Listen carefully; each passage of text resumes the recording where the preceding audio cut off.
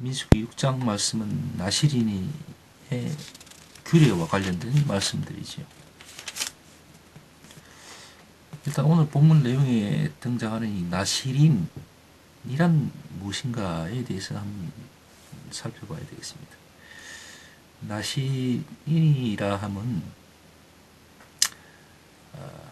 타지파 출신 중에서 자원하여 여호와께 헌신하는 자가 있을 경우 이를 그의 서원에 근거하여 특정 기간에 한해 허락하기 위한 법인 것입니다. 그래서 이 나시린은 생의 일정 기간 혹은 전생의 동안에 오직 하나님만을 위해 살기로 작정한 자를 말하는 것입니다. 이게 조금 의아한데, 당시 그 레위 족속들이 제사장으로서 하나님을 섬기는 책무를 감당하고 있었잖아요.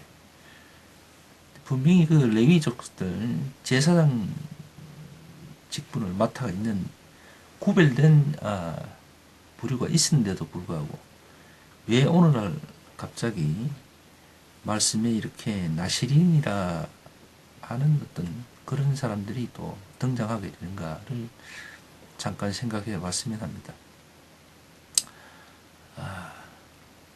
뭐 옛 속담입니까만은 고여 있는 물은 썩는다라는 말이 있잖아요. 하나님 말씀이 아니라서 이거 이야기하기가 좀 그렇대요. 그러니까 이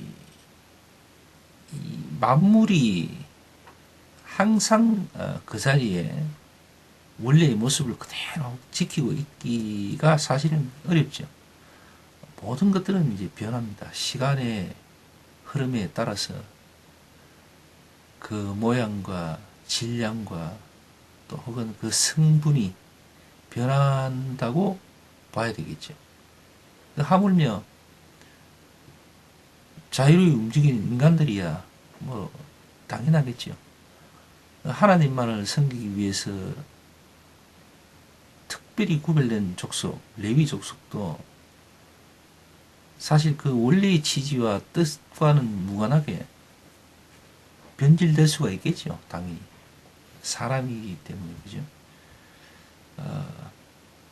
그래서 오늘 본문 내용에 나시린이라는 어떤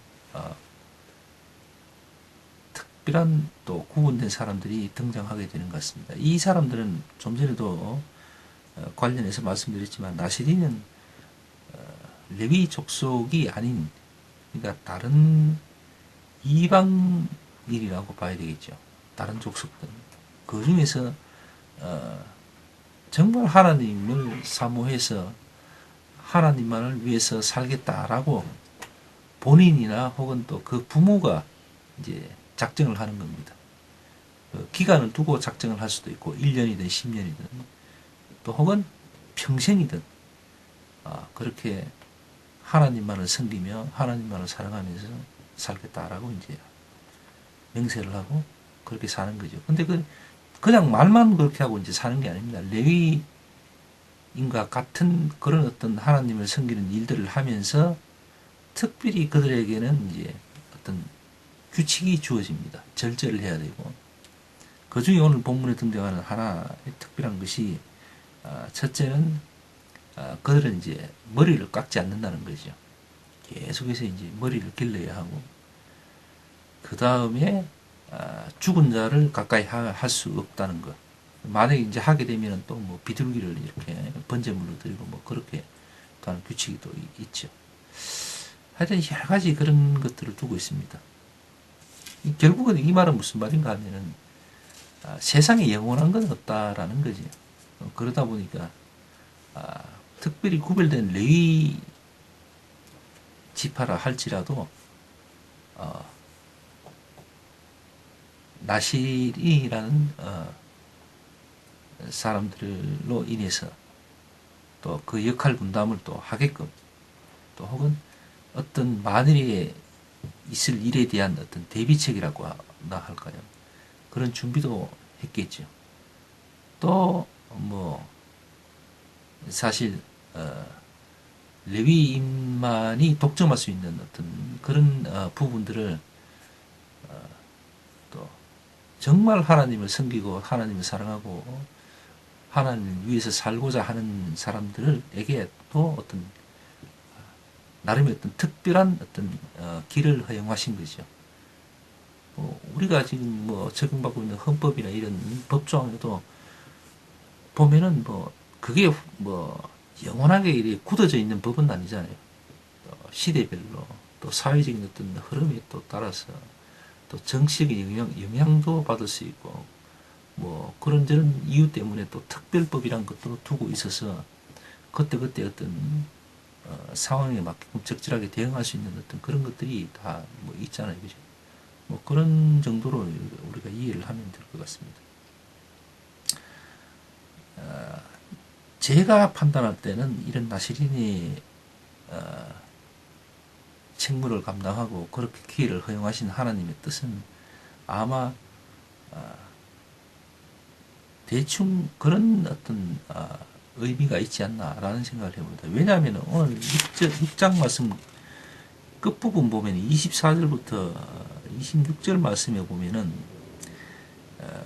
제사장들이 당시 이스라엘 백성들에게 제사장으로서의 어떤 축복권과 관련해서 이렇게 이제 축복하는 내용들을 이렇게 담아놓고 있습니다. 그걸 다시 한번 읽어드릴게요.